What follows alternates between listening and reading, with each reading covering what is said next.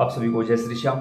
जैसे जैसे पितरों की सीरीज आगे बढ़ती जा रही है, आप सभी हद से ज़्यादा प्रेम दे रहे हो, इसके लिए हम तहे दिल से आपके आभारी हैं और भगवान से प्रार्थना भी करते हैं कि शीघ्र अतिशीघ्र आपके पितर आपसे प्रसन्न हों, खुश हों और आपके भी घर का पितरदोष समाप्त हो जाए। आज की वीडियो में हम आप सभी को घर पर पितर पक्ष में पितरों के तर्पण की जो सामग्री है वो सामग्री बताने और दिखाने की कोशिश करेंगे।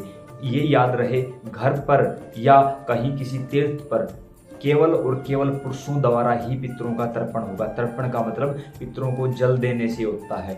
तो ऐसा काम सिर्फ और सिर्फ घर के पुरुष, घर के लड़के ही करेंगे, घर की लड़कियां नहीं करेंगी। आप घर पर कर रहे हो तो भी, किसी तीर्थ पर कर रहे हो तो भी आपको धोती पहनकर ये काम करना चाहिए। आपको अन्य किसी वस्त्र में ये काम नहीं करना चाहिए। धोती किसी भी प्रकार से हो सकती है। अगर आपको बांधनी आती है अच्छी बात है, नहीं बांधनी आती किसी से सीख लीजिए। या आजकल मार्केट में ऐसी भी मिली हुई हैं जो जिन्हें बांधने की आवश्यकता नहीं होती, जिन्हें सिर्फ पहनना ही होता है। घर के पुरुष या घर के लड़के ही ये काम करेंगे। चलिए अब वीडियो में आगे चलते हैं और देखते हैं कि कैसे किस प्रकार किस किस सामग्री की आवश्यकता पड़ेगी। चलिए चलते हैं।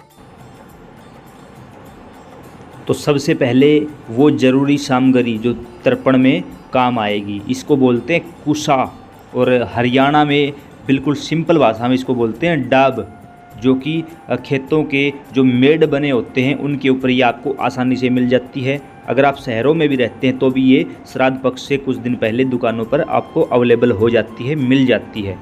इसी के द्वारा, इसी के माध्यम से ही हम देवताओं का, ऋषियों का और पितरों का तर्पण करते हैं अपने घर पर। यहाँ ध्यान रखें कि जिस दिन आपके जिस पूर्वज का श्राद्ध है सिर्फ उसी दिन आपको काले तिल प्रयोग करने हैं, अन्यथा काले तिल आपको घर में प्रयोग नहीं करने हैं। तो ये जो सामग्री हम इस समय आपको दिखा रहे हैं, इसको कुशा डाब बोला जाता है। और आप एक परात ले लीजिए, उसके अंदर गाय का दूध आपको लेना है। याद रहे, भैंस का दूध नहीं होगा, घी भी गाय का, दूध भी गाय का। अगर आपके पास गाय का दूध नहीं है तो आप कोई बात नहीं, रहने दीजिए। उसके बाद आप लोग लेंगे काले तिल। काले तिलों का प्रयोग होगा पितरों के तर्पण के लिए। चावल का प्रयोग होता है देव तर्पण के लिए, देवताओं के लिए, ऋषियों के लिए जौ का, और पितरों के लिए काले तिलों का प्रयोग होता है। तो हम यहाँ काले तिलों का प्रयोग कर लेंगे। गाय का दूध, काले तिल, और फिर हम इसके बाद ले लेंगे जौ, जो कि हमें देव, जो हमारे ऋषिगण हैं जिनके माध्यम से हमें इतना ज्ञान प्राप्त हुआ है, जिन्होंने इतने सुंदर सुंदर वेदों की रचनाएं की है, जो हमें आगे बढ़ने के लिए प्रेरित करते हैं, उनके तर्पण के लिए हम जौ ले लेंगे। उसके बाद लेंगे हम अक्षत, यानी कि चावल, साबुत चावल। कोशिश करिए ये कटे फटे टूटे फूटे ना हों, साबुत चावल आपको लेने हैं। जब ये सारी सामग्री आपकी तैयार हो जाएगी, इसके साथ आपको जल अवश्य लेना है। ये हम ले लेंगे। फिर चंदन, आपके पास सफ़ेद चंदन या पीला चंदन जो भी अवेलेबल हो सके आप ले लीजिए। जल ले सकते हो, और फूलों की व्यवस्था हो जाए तो ये तो अति उत्तम रहेगा। फूल भी ले लीजिए, जल ले लीजिए, उसके अंदर थोड़ा सा गंगा जल मिला लीजिए। गाय का दूध है तो गाय का दूध रख लीजिए। याद रहे, जो जिस जल से हम तर्पण करेंगे उस जल का छिड़काव नीचे पृथ्वी पर नहीं होना चाहिए। अलग से एक छोटी सी कोई प्राती ले लेंगे, उसके अंदर हम पितरों का तर्पण करेंगे।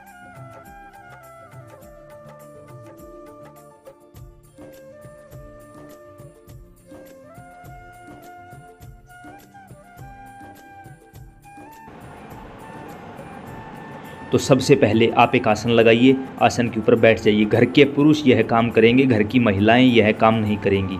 यह इस समय आप देख रहे हो कुशा से बनाई गई पवित्री, जिसे कि बीच वाली उंगली में पहना जाता है, जिससे हम तिलक लगाते हैं, उसमें पहना जाता है। इसे पहनने के बाद ही हम पितरों का, देवताओं का तर्पण करते हैं। उसी के अनुसार ये सारे कार्य चलते हैं। ये देखिए, बीच की उंगली में, दोनों हाथों की उंगली में इसको पहन लिया जाएगा। घर के लड़के या घर के पुरुष ही तर्पण करेंगे।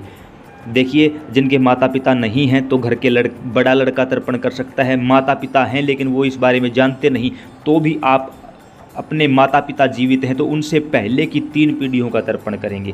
याद रहे, जो जीवित हैं उनसे पहले की 3 पीढ़ियों का तर्पण होगा। तो सबसे पहले संकल्प लिया जाएगा। चावल और फूल अपने हाथ में, जल अपने हाथ में रख के 3 बार बोलेंगे ओम विष्णवे नमः, ओम विष्णवे नमः, ओम विष्णवे नमः। उसके बाद बोलना है मेरा नाम ये है, पिता का नाम ये है, इस जगह का स्थायी निवासी हूँ, मेरा गोत्र ये है, और मैं देवी देवताओं के अपने ऋषि मुनियों के और अपने पितरों के नाम का तर्पण अपने ही घर पर करने जा रहा हूँ। हे श्री गणपति भगवान, हे श्री नारायण भगवान, इस कार्य में मेरा सहयोग करिए और निर्विघ्न इस तर्पण को पूरा करिए और इस जल को अपने अपने सही स्थान पर पहुँचाइए। ऐसी मैं आपसे प्रार्थना करता हूँ, बार बार आग्रह अनुनय विनय करता हूँ। जब आप ये चीज़ बोलते हो तो श्री नारायण भगवान प्रसन्न होते हैं और आपके इस कार्य में अगर कोई त्रुटि भी रह जाती है तो वो अपने हिसाब से इसको पूरा कर लेते हैं। तो देखिए, अब ये हमारे पास है कुशा, जिसे कि हम डाब भी बोलते हैं। पीछे की ओर जड़ निकली हुई है, आगे की ओर इनका मुख है। तो ऐसे में हम इसको बिल्कुल छोटी सी कर लेंगे, बारीक सी कर लेंगे। इसके 3 या 4 अलग से निकाल लेंगे। इसको जड़ अपने साथ रखना ज़रूरी होता है। तो ऐसे में हम इसको अच्छे से तैयार कर लेंगे। ये हमने निकाल लिया है, जड़ नीचे की ओर कर ली है, ऊपर का सिरा ऊपर ही रहेगा। अब हम इसको इकट्ठा करेंगे और छोटा आकार इसको ले लेंगे ताकि हमें बाद में जल देते समय परेशानी का सामना ना करना पड़े, इनकी वजह से कोई उलझन ना हो या कोई किसी प्रकार की असुविधा हमें ना हो। इसलिए हम इसे 2 से 3 बार मोड़कर छोटा आकार दे लेंगे इसको और बचे हुए का हम एक थोड़ा सा बंडल सा बना लेंगे। इसका हम नीचे जैसे कला वाला लपेटा जाता है ना, इसको वैसे ही लपेट लेंगे, इसको कैद कर लेंगे छोटे आकार में। यह छोटा आकार बन चुका है और अब हमें जल देने में कोई परेशानी नहीं होगी। तो हमने पवित्री भी पहन ली है और सारा कार्य हमारा जल्द से जल्द होने ही वाला है। पहले हम देवताओं को जल देंगे। आपका मुख पूर्व दिशा में होगा। देवताओं को जल देते समय हमारा मुख पूर्व दिशा में होगा। दाएं हाथ में ये रखना है और बाएं हाथ से आपको ब्रह्मा, विष्णु और महेश तीनों को जल देना है। ब्रह्मा, विष्णु और महेश के नाम से जल देना है। सिर्फ एक एक बार जल दिया जाएगा, एक एक बार अंजलि दी जाएगी इनको, ब्रह्मा, विष्णु और महेश के नाम की, और कहें कि आप मुझसे प्रसन्न होइए, आपके कारण ये सुंदर संसार में और हमारी रचना हुई है, संसार की रचना हुई है। तो ब्रह्मा, विष्णु और महेश के नाम से सिर्फ एक एक बार जल देंगे।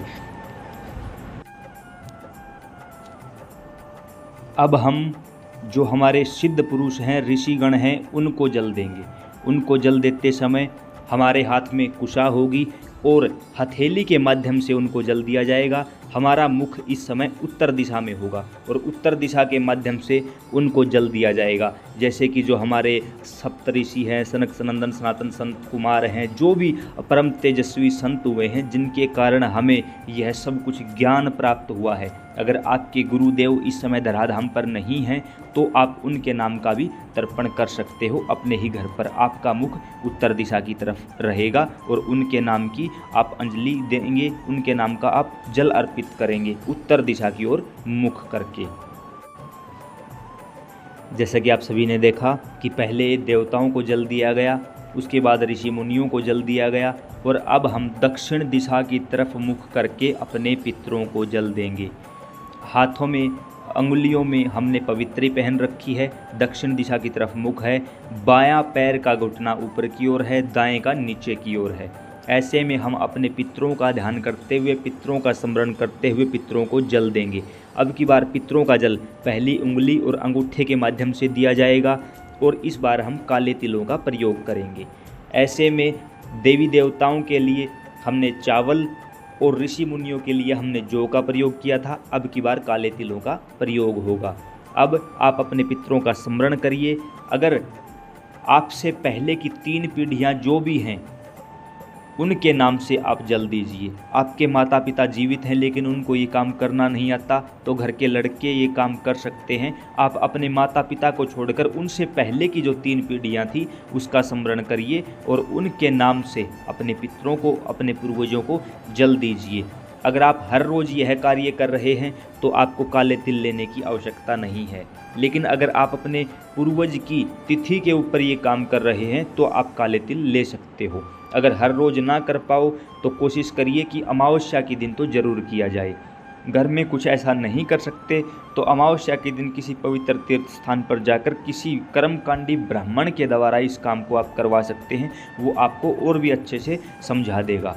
इस दौरान अगर कोई गलती भूल चूक अपराध होता है तो वो हमें अपराध नहीं लगता, वो क्षमा योग्य होता है, क्योंकि हम कर्मकांडी नहीं हैं, गृहस्थ जीवन में हैं। अगर कोई छोटी मोटी भूल चूक अपराध हो भी जाता है तो आपको परेशान होने की आवश्यकता नहीं है। अब सभी प्रेमी इस वीडियो को इतना ज़्यादा शेयर करेंगे ताकि अन्य प्रेमी भी घर बैठे अपने पितरों को जल दे सकें। जय श्री श्याम।